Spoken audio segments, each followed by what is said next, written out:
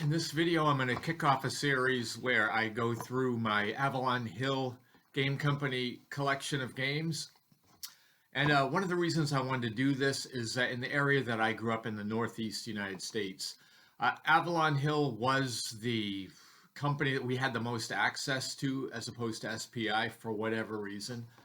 Although I will say that in the area where I was raised near Augusta, and this is in Maine, there was a place called the Kennebec Books, which was a bookstore, but it really zeroed in on model kits, particularly military, as well as the historical board games and things like that.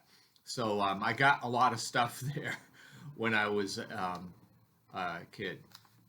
So anyway, the first game that I'm looking at here is Rise and Decline of the Third Reich. Now, this is a game that I picked up again on the secondhand market. I sold my original copy years and years and years ago. I mean, it was before eBay and the web. I sold it to a consignment shop. And so, but anyway, I decided I wanted to reacquire it for nostalgia. Unfortunately, the copy I got was a real clunker, but it is all in there. The boards are in good shape, so it's just the box is trashed. But Rise and Decline of the Third Reich, I had a great time playing this game.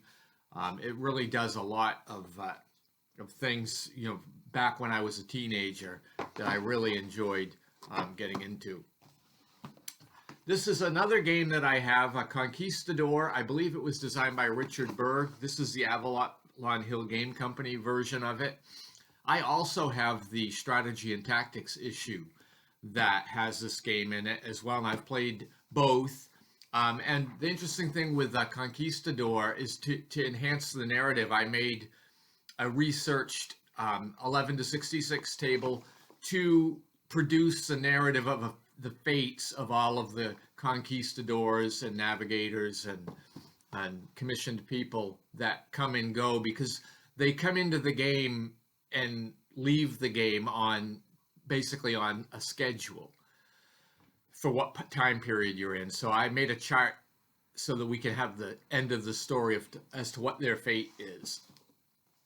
Also, I have this game. I had a lot of fun as a teenager with this, playing this with my friends. Speed Circuit. This is a game where you basically you don't really use the dice so much for moving things. You calculate you fix your car's ability to accelerate and decelerate, brake and things like that, top end and bottom end. And so it is a fun game. I liked it. Obviously, at this stage, I prefer Formula D to this game, but I have this for all of the memories and the fun that I had.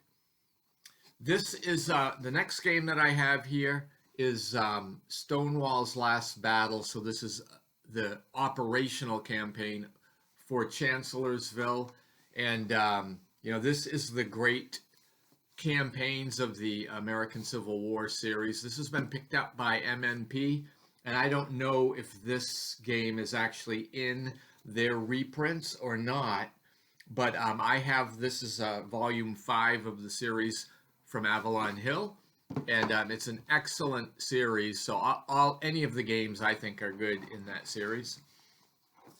And then I have this game, War and Peace, another classic. I love this game, and I actually have 2 copies of this. One is semi-water damage, but not too bad, and I ended up getting a second copy.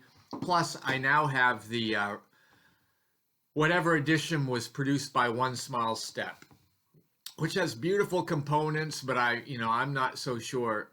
I don't know that it's any better of a game than the original. I really don't know. I haven't played it much. I've fiddled around with it, but this is a solid customer. So anyway, those are the first 5 games that I wanted to talk about in my Avalon Hill game collection. So I thank you for watching. If you've played any of these games or have comments on them, please, make a note in the comments below. And I hope you all have a great day.